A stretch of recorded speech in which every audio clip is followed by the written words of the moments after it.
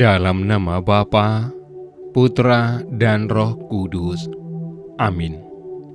Allah Bapa yang Maha Pengasih, kami kembali ke hadapan-Mu untuk mengucap syukur atas cinta-Mu yang berkelimpahan dan tiada berkesudahan.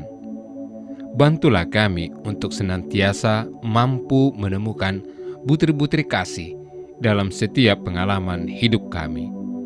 Buka pintu hati kami dan pikiran kami dalam mendengar dan merenungkan sabda-Mu.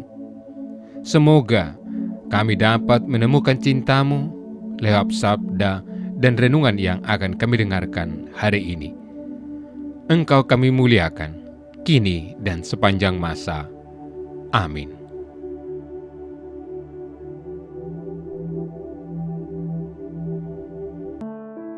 Sebab memang Herodeslah menyuruh orang menangkap Yohanes dan membelenggunya di dalam penjara berhubung dengan peristiwa Herodias, yakni karena Herodes telah memperistri Herodias, istri Filipus saudaranya. Yohanes pernah menegur Herodes, "Tidak halal engkau mengambil istri saudaramu." Karena kata-kata itu, Herodias menaruh dendam kepada Yohanes dan bermaksud membunuh dia, tetapi tidak dapat. Sebab Herodes segan terhadap Yohanes. Karena ia tahu bahwa Yohanes adalah orang yang benar dan suci, jadi ia melindunginya. Tetapi setiap kali mendengarkan Yohanes, hati Herodes selalu terombang-ambing, namun ia merasa senang juga mendengarkan dia. Akhirnya, tiba juga kesempatan yang baik bagi Herodias, yakni ketika Herodes pada hari ulang tahunnya mengadakan perjamuan untuk pembesar-pembesar, para perwira, dan orang-orang terkemuka di Galilea.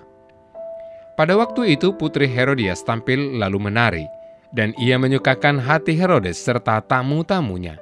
Maka Raja Herodes berkata kepada gadis itu, "Mintalah daripadaku apa saja yang kau ingini, maka akan kuberikan kepadamu." Lalu Herodes bersumpah kepadanya, "Apa saja yang kau minta akan kuberikan kepadamu, sekalipun itu setengah dari kerajaanku." Anak itu pergi dan menyanyikan kepada ibunya, "Apa yang harus kuminta?" Jawab ibunya, "Kepala Yohanes Pembaptis." Maka cepat-cepat ia pergi kepada raja dan meminta, "Aku mau supaya sekarang juga engkau memberikan kepadaku kepala Yohanes Pembaptis dalam sebuah talam." Maka sangat sedihlah hati raja. Tetapi karena sumpahnya dan karena tamu-tamunya, ia tidak mau menolaknya. Raja segera menyuruh seorang pengawal dengan perintah supaya mengambil kepala Yohanes. Orang itu pergi dan memenggal kepala Yohanes di penjara.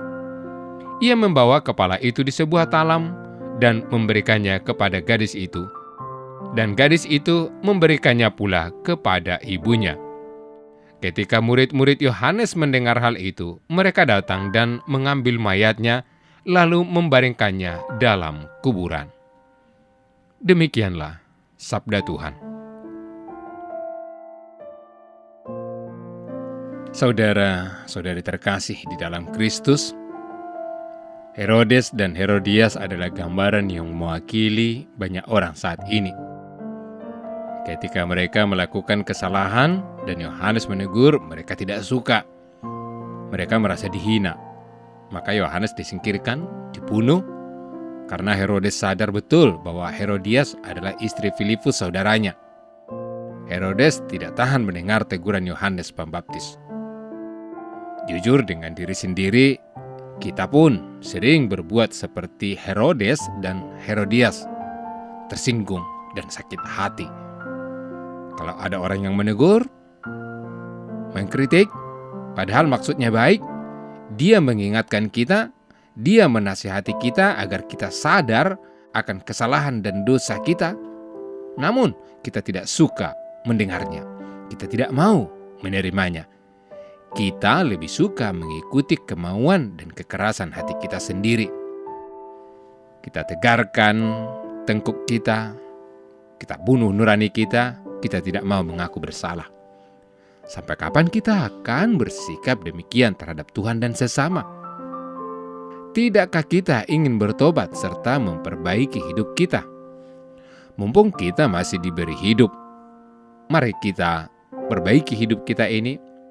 Kita memohon pengampunan atas segala dosa dan kesalahan kita kepada Tuhan. Saudara-saudari terkasih, Herodes merasakan, ia sadar bahwa teguran Yohanes benar. Bahkan secara positif mereka senang mendengarkan kata-kata Yohanes sang nabi. Namun kelemahannya adalah ia membiarkan terus dirinya diombang-ambingkan, diseret-seret oleh perasaannya, egoismenya, kedagingannya, dan juga oleh kelambanannya dalam mengambil sikap dan bertindak.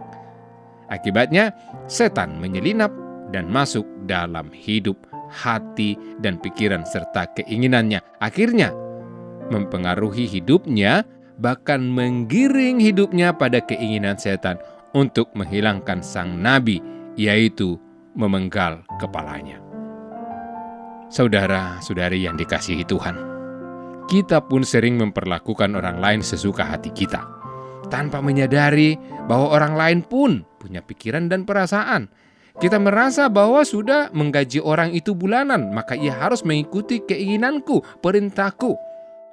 Dan kalau tidak mengikuti serta menuruti keinginan kita, lalu kita berpikir orang itu melawan, menentang, tidak mau diatur, tidak mau patuh. Lalu kita berpikir untuk apa mempertahankan dan memelihara orang seperti itu.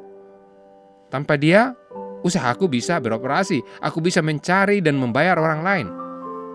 Sikap seperti itu bukan sikap dan iman umat Kristiani, bukan sikap pengikut Kristus. Tuhan Yesus tidak mengajarkan kita untuk berbuat seperti itu. Itu adalah ajaran setan. Akankah terus kita lakukan dan pertahankan dalam hidup kita? Semoga janganlah kita mengeraskan hati.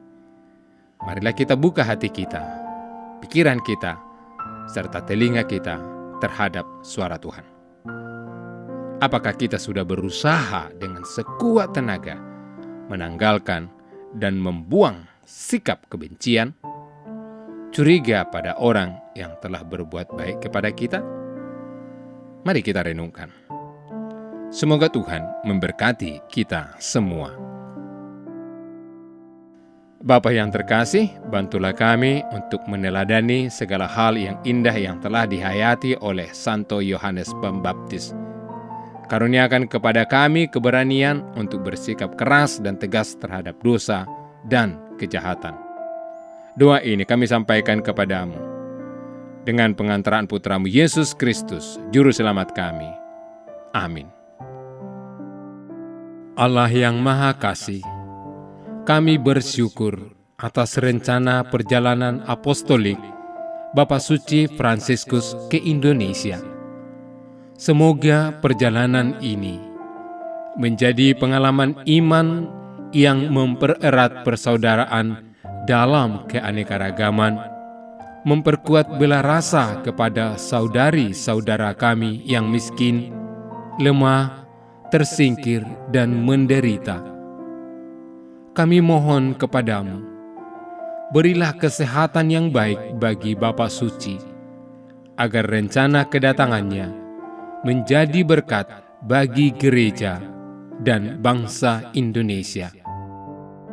Semoga kehadirannya membawa sukacita Injil dan membangkitkan pengharapan bagi terciptanya kerukunan, kedamaian, dan kebaikan bersama.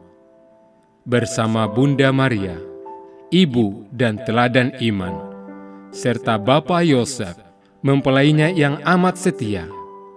Kami serahkan siapapun yang terlibat dalam persiapan dan pelaksanaan kunjungan apostolik Bapak Suci ini ke dalam kuasa kasih-Mu. Dengan pengantaraan Kristus, Tuhan kami. Amin. Dalam nama Bapa, Putra, dan Roh Kudus. Amin.